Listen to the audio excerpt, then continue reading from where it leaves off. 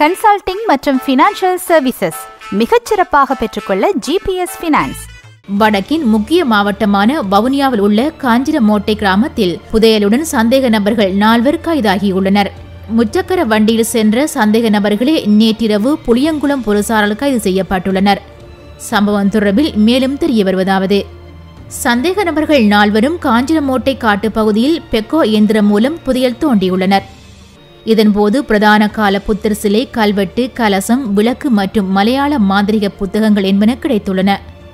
அவற்றை சந்தேக நபர்கள் முச்சக்கர வண்டியில் கடத்தி செல்ல முற்பட்டுள்ளனர்.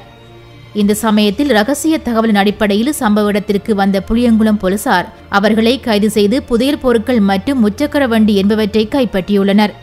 சம்பவம் தொடர்பில் 35, 40, 42 வயதுகளை உடைய தலவாக்கல்லை, திருகோணமலை, மட்டக்களப்பு, நெடுங்கணி போன்ற இடங்களைச் சேர்ந்த 4 தமிழர்கள் கைது செய்யப்பட்டுள்ளனர். சந்தேக நபர்கள் விசாரணைகளின் பின்னர் வவுனியா மாவட்ட நீதிவான் முன்னிலையில் ஆஜர்படுத்தப்பட உள்ளனர். அத்துடன் புதையல் பொருட்கள் தொல்பொருள் திணைக்களத்திடம் ஒப்படைக்கப்பட உள்ளன. அனைத்து செய்திகளையும் பார்க்க லங்காஸ்ரீ நியூஸ் சேனலை சப்ஸ்கிரைப் பண்ணுங்க. உடனுக்குடன் பார்க்க வேண்டுமா? அப்போ கீழிருக்கும் பெல் பட்டனை கிளிக் பண்ணுங்க.